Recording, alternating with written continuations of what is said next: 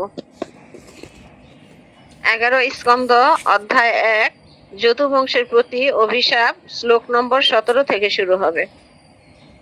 শ্লোক 17 অনুবাদ। ঋষিবর্গের অভিশাপ শুনে ভীত সন্তুষ্ট বালকগুলো তাড়াতাড়ি শাম্বের উদরের আবরণ উন্মোচন করলো এবং বাস্তবিক কি তারা সেখানে একটি লোহার পেল।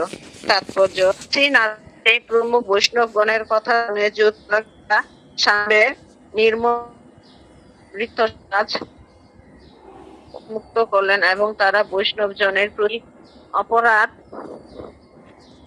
করেছেন তা ফলস্বরূপ সেখানে বাস্তবিক একটি মুষল পেল, যা দিয়ে তাদের বংশ ধ্বংস হয়ে যাবে। এই দৃষ্টান্ত থেকে প্রকাশ পায় যে কলুষিত সমাজে কপটতার মুষল কোনো দিনই ভক্ত সমাজে যেমন শান্তির পরিবেশ দেখা যায় তেমনি পরিমণ্ডল সৃষ্টি করতে পারে না, বরং ওই ধরনের কপট আচরণের ফলে অভক্তদের সকল প্রকার অভক্তিমূলক ক্রিয়াকলাপ এবং বিবেচনা প্রশস্তি ভাবধারা চূর্ণ বিচূর্ণ হয়ে যায়। যদু কুমারেরা তাদের বিশেষ বংশমর্যাদা বিনষ্ট হওয়ার ব্যাপারে উদ্বিগ্ন হয়েছিল। তাই তারা নিশ্চয়ই মনে করেছিল যে যতদিন তাদের নষ্টামি গোপন রাখতে পারবে ততদিন অন্য কেউ বুঝি ওই ধরনের কূট বুদ্ধিজাত প্রবঞ্চনা বুঝে উঠতে পারবে না। তা সত্ত্বেও শ্রী ভগবানের ভক্তিমণ্ডলী বিরুদ্ধে তাদের গুরুতর অপরাধের প্রতিফল থেকে তাদের পরিবারবর্গকে তারা রক্ষা করতে সক্ষম হয়নি। এখানে শাম্ব যখন ঋষিবর্গের অভিশাপ দিল তখন কি করলো, তারা তাড়াতাড়ি শাম্বকে সেই মেয়ে পোশাক পরানো তার যে সাজসজ্জা ছিল সেটা দ্রুত খুলে ফেললো। কিন্তু খুলে ফেলার পরও কি হলো যে ঋষিদের যে অভিশাপ ছিল যে মুষল হবে, সেই মুষলটা তারা দেখতে পেল এবং সেটা দেখে তারা কি করলো, ভয় পেয়ে গেল। এ থেকে আমরা যে এটাই বুঝতে পারি যে আমরা যদি কারোর সাথে কপটতা করি এবং কারোর সাথে ছলনা করি তাহলে অবশ্যই এটা শাস্তি ভোগ আমাদের করতেই হবে। কারণ এই কপটতা করে হয়তো আমি কিছু সময়ের জন্য সুখ পেতে পারবো, কিন্তু আমার এই কপটতার জন্য আমাকে অবশ্যই আমার কর্মফল আমাকে ভোগ করতে হবে। আর সেটা এখানে ভগবান তো ইচ্ছা করলে তার বংশের এই কপটতা থেকে রক্ষা করতে পারত, কিন্তু ভগবান সেটা করেনি আমাদের শিক্ষা দেওয়ার জন্য যে কারো সাথে অপরাধ করলে সেই অপরাধের শাস্তি আমাদের ভোগ করতে হয়। এটা আমি বুঝতে পারলাম প্রভু। হরে কৃষ্ণ। হরে কৃষ্ণ। খুব ভালো বলেছেন যে অপরাধ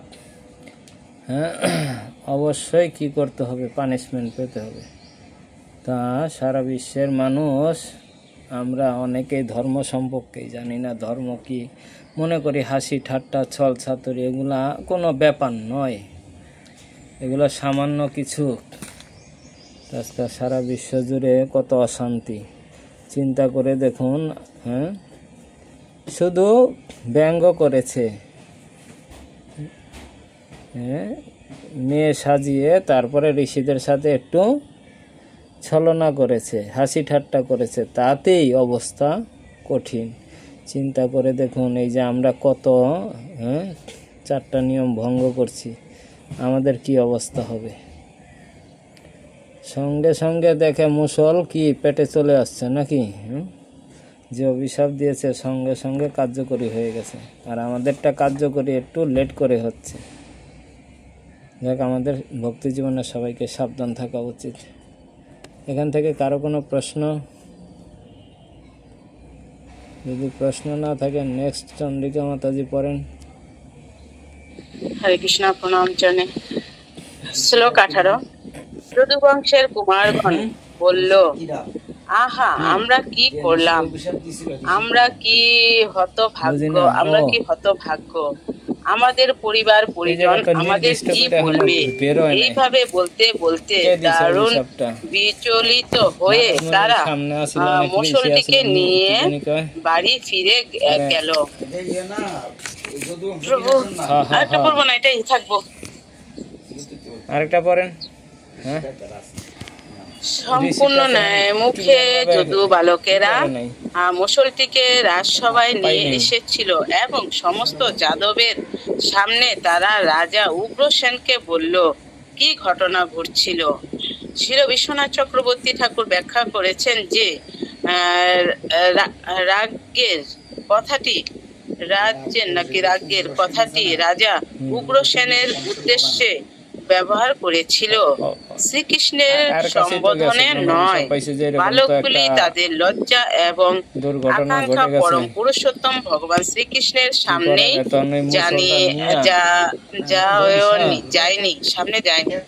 এখানে প্রভু যে বালকেরা এই যে যেহেতু ঋষিদের কাছে যে অপরাধটা করছিল, তৎক্ষণিক সেই মশলও হয়েছিল। এই মশলটাকে নিয়ে সরি ভুল হয়েছে, যদুবংশে তারা ছেলেগুলি যখন এই অভিশাপ প্রাপ্ত হলো তখন হায় হায় বলে তারা করতেছিল যে নিজেদের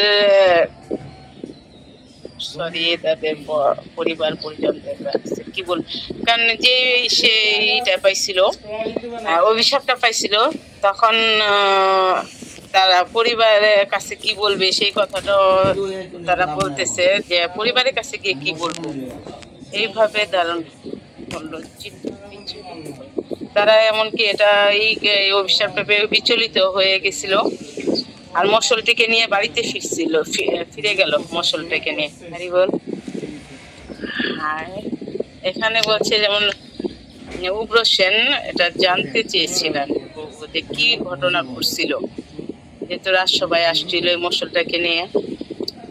রাজসভায় এসে তারপর উগ্রসেন বলল কি হয়েছিল ঘটনাটা বলো। আর তো বলতে পারি না। হরি বল। আচ্ছা, হরে কৃষ্ণ। এরপর মল্লিকা মাতাজি পূরণ।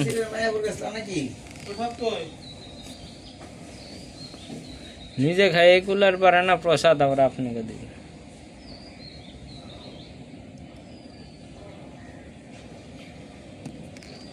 কোথায় মল্লিকা মাতাজি? হরে কৃষ্ণ। হরে কৃষ্ণ প্রভু, প্রণাম শ্রীচরণে। আপনি না আমাদের শশী মল্লিক হাত তুলে বসে আছেন, সাউন্ড অন করুন। হরে কৃষ্ণ প্রভু, প্রণাম শ্রীচরণে।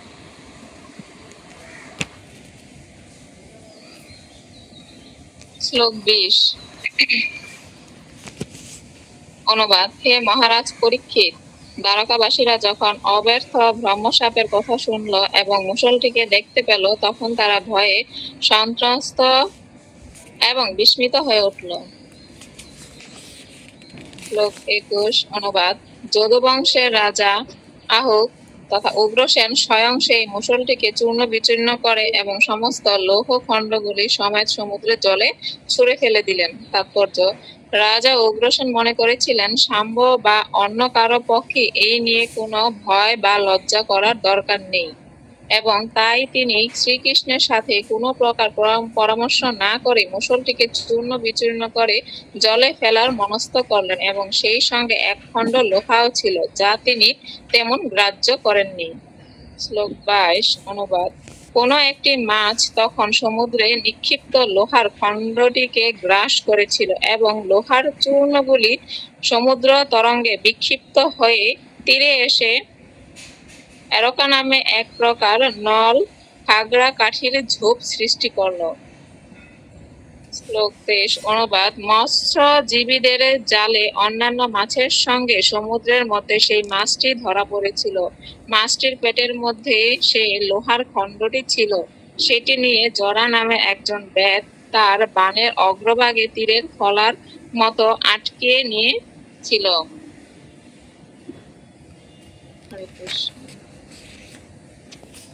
তো এখানে বলা হয়েছে যে